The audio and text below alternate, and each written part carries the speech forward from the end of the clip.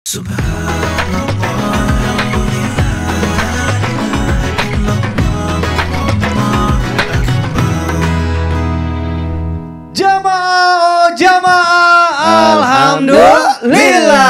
Alhamdulillah jamaah masih di Islami Tinda. Dan untuk jamaah yang baru bergabung, hari ini kita sedang membahas tema takut itu wajar tapi jangan berlebihan. Masya Allah. Ustaz Syam, afwan kita lanjutin pembahasan kita. Tadi kan aku teleponan sama Isel, aku tuh sering nanyain dia minta pap gitu. Pap tuh fotoin lagi di mana sama siapa, Sherlock gitu ya. Nah aku tuh kayak gitu karena takut kehilangan gitu. Sebenarnya boleh gak sih kita ketakutan gitu ya ditinggal oleh orang-orang yang kita sayang sehingga akhirnya ya kita tuh melakukan hal-hal seperti itu gitu. Minta Sherlock terus gitu. Nah jadinya mungkin istilahnya mungkin posesif kalau kata anak sekarang gitu. Mohon penjelasannya Ustaz Syam. Baik, bismillahirrahmanirrahim. Tabi guruku Habib, Ustaz Maulana, Mas Mikdad serta guru-guru kami yang dimuliakan Allah Subhanahu wa taala. Jadi kalau dalam Islam tidak ada istilah posesif. Tidak ada ya. Bahkan kita dicela kalau kita tidak memiliki rasa tersebut. Nah. Dan karena memang dia pasangan kita adalah tanggung jawab dari Allah Subhanahu wa taala, maka sudah semestinya, sudah seharusnya dan sudah sewajib-wajibnya kita menjaganya. Tahu dia di mana, bersama dengan siapa, ada urusan apa, bahkan dengan keluarganya pun kita harus tahu dengan siapa dia. Maka subhanallah, ini tidak ada istilah posesif kalau dalam Islam. Yang ada mungkin menekan. Kalau menekan ini tidak boleh ya. Kalau menekan atau sampai membebankan ini bahkan yang tidak diperbolehkan. Tapi kalau menjaga, melindungi adalah sesuatu yang sangat diperbolehkan di dalam agama kita. Nah, sekarang pertanyaannya adalah ba'da naqul a'udzubillahi minasyaitonirrajim. Bolehkah seseorang takut kehilangan orang yang disayanginya? Ya kalau nggak takut kehilangan nggak sayang namanya. Ya kalau nggak takut kehilangan, nggak takut berpisah, berarti dia belum sayang. Ada orang, saya nggak takut kehilangan kamu, kamu meninggal pun nggak apa-apa. Subhanallah, berarti nggak ada rasa cinta dalam dirinya. Bahkan baginda Nabi SAW bersedih, bahkan digolongkan amul huzni, tahun kesedihan di mana ditinggal oleh istri tercinta ibunda Khadijah radhiyallahu taala anha wa ardhaha. Kemudian Nabi ditinggalkan oleh pamannya, Nabi kan bersedih. Kemudian ditinggalkan oleh ibundanya, Nabi pun bersedih. Kenapa? Karena ada rasa cinta. Nabi ditinggalkan meninggal oleh anak laki-lakinya, Nabi pun bersedih dan menangis. Sampai sahabat bertanya, ya Rasulullah engkau menangis? Iya, karena manusia menangis, manusia bersedih. Wala nabluwannakum bi syai'in minal khauf والجوع ونقص من الأموال والأنفس والثمرات وبشر الصابرين الذين إذا أصابتهم مصيبة قالوا إنا لله وإنا ilaihi raji'un.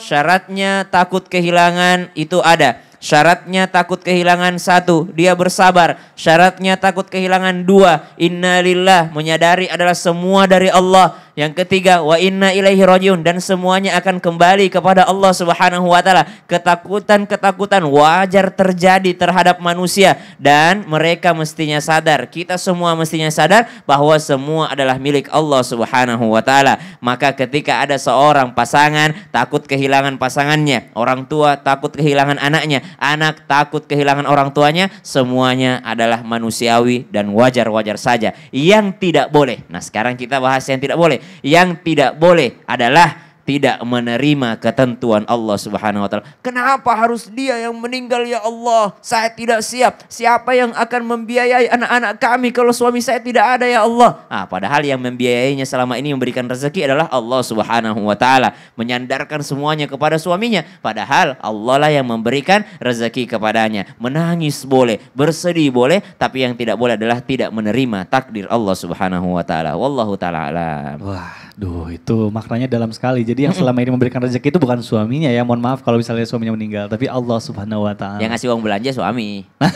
Tapi yang ngasih rezeki Allah. Aduh, Masya Allah. Terima kasih Ustaz yang penjelasannya. Saya mau lanjut ke Habib nih. Habib, afwan, izin bertanya Habib. Siap. Habib, misalnya sekarang nih ya, semua lagi kena dampak dari pandemi kemarin gitu ya. Semua berusaha semaksimal mungkin berikhtiar supaya bisa mendapatkan rezeki gitu ya. Iya, betul. Tapi ada memang beberapa orang yang tidak ya kurang beruntung gitu, sudah berusaha pagi dan malam mencari pekerjaan, mencari rezeki, tapi masih belum membuahkan hasil gitu ya. Nah, lama nggak di-calling-calling misalkan gitu. aduh. Misal, kan. Jangan curhat. Nggak ada.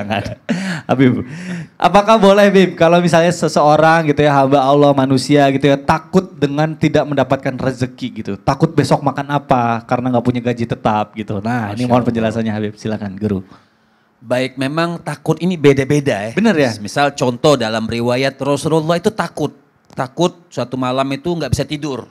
Kenapa takutnya? Oh ternyata masih ada uang di bawah bantalnya. Jadi uang itu harus disedekahkan baru bisa tidur.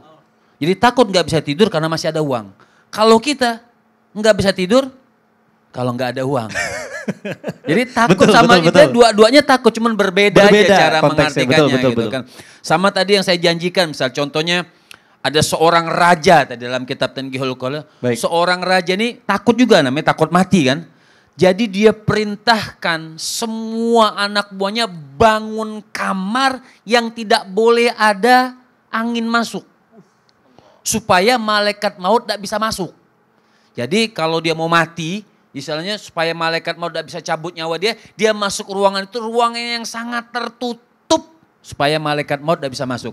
Tapi kalau sudah idza jaa, kalau sudah datang perintah Allah, mau dia tutup bagaimanapun, mau dia berada dimanapun, akan dicabut oleh Allah Subhanahu wa ta'ala. Sama juga seperti rezeki. Makanya, fa'idha azamta fatawakkal alallah. Itu sudah kunci, artinya ikhtiar ini kan wajib, Mikdad. Ikhtiar keluar, itu wajib kita cari rezeki. Tapi dapat atau tidak dapat, itu keputusan Allah Subhanahu wa ta'ala. Kita keluar nih, bawa dagangan kita. Tapi selama kita katakan, kita gantungkan semuanya itu karena Allah Subhanahu wa ta'ala, insya Allah kita pulang bawa rezeki. Kalaupun kita nggak bawa uang, ada yang kasih makanan misalnya, itu kan rezeki. Oh pulang, selamat di rumah, itu kan rezeki. Jadi makna rezeki, arti rezeki itu kan selalu tidak berupa uang. Betul. Kesehatan yang Allah Subhanahu wa ta'ala berikan itu rezeki. Insya Allah Ustadz Maulana bisa nikah lagi. Itu kan amin, rezeki. Ya, itu kan rezeki. Ya. Semua itu rezeki dari Allah Subhanahu wa ta'ala. Jadi jangan pernah takut semut aja kan. Dalam ayat itu artinya hewan-hewan yang sampai di dalam pasir. Dalam lautan yang gak kelihatan, dingin, masih bisa makan. Dapat rezeki dari Allah Subhanahu wa ta'ala. Jadi ada perkataan indah dari Hatim Al-Asam alaihi rahmatullah. Beliau mengatakan sampai Hatim Al-Asam ini orangnya kelihatan, tawakalnya itu kelihatan. Kan kita maaf, ini manusiawi, kadang-kadang manusia, oh misalnya nggak dipanggil, atau misal keluar dagang nggak dapat, itu kan ada ketakutan manusiawi. Betul. Pasti, kenapa? Berarti tawakalnya kita itu kurang. Itu sudah diuji oleh Allah, berarti tawakalnya kita kurang. Makanya kata Hatim Al-Asam, beliau tuh santai, tawakal.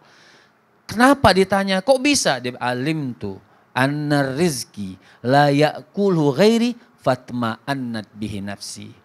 Kata Hatim Al-Asam, aku tahu kalau memang rezekiku ini buatku, nggak akan dimakan orang lain, maka tenang aku punya jiwa. Kalau memang bukan punya aku, mau ikhtiar 24 jam aja. Kalau memang bukan punya kita, tidak akan diberikan oleh Allah Subhanahu wa ta'ala. Ini tawakal yang hebat dari Hatim Al-Asam. Masya Allah. Nih luar biasa nih, maknanya dalam sekali nih. Jadi kita tuh jangan takut rezeki, karena rezeki itu tidak akan pernah tertukar dengan siapapun ya. Yang penting ikhtiar. Masya Allah, terima kasih Habib, luar biasa. Ustadz Maulana, Afwan, kita lanjutkan pembahasan kita hari ini. Alhamdulillah biasa, banyak sekali ilmu yang kita dapatkan nih. Nah aku juga mau bertanya nih sama Ustadz Maulana. Ustadz Maulana takut sama apa? Boleh tahu nggak aku? Aku takut apa ya? Apa Ustadz? Takut hidup sendiri sih. Aduh.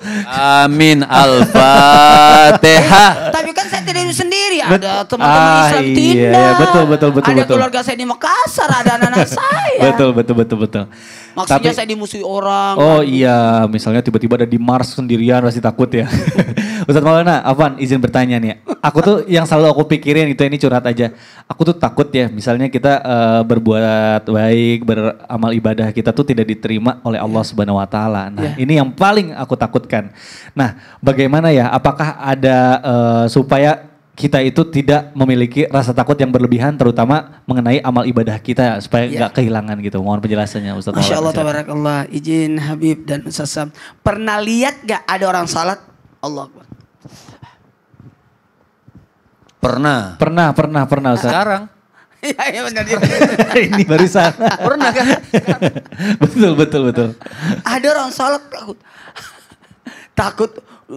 Lihat dia lah. Ini baru belajar ini. Baru belajar. Dalam hal inilah harusnya ketika kita takut akan amal itu bagus.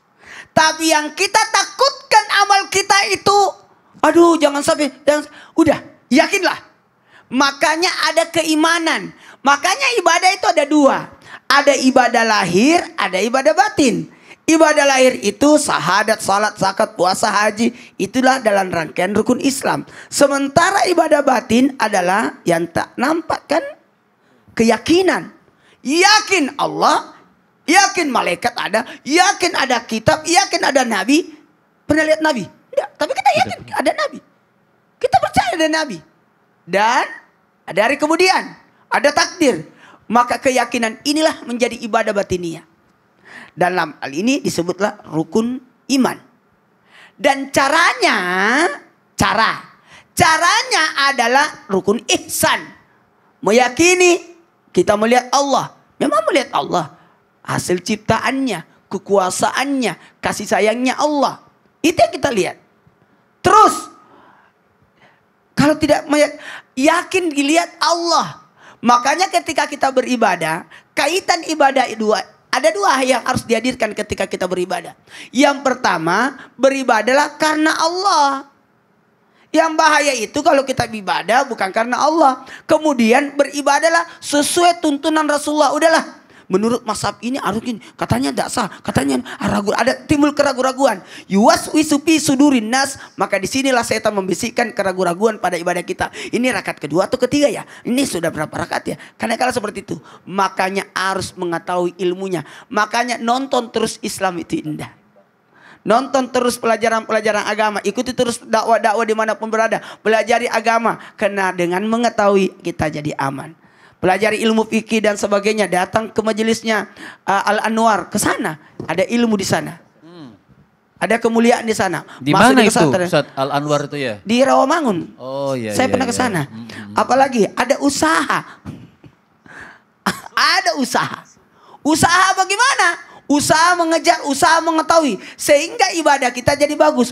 Aku mau ibadahku bagus. Mantap, belajar. Cari guru. Kalau ketakutan ibadah tidak diterima nanti sia-sia. Cari ilmunya.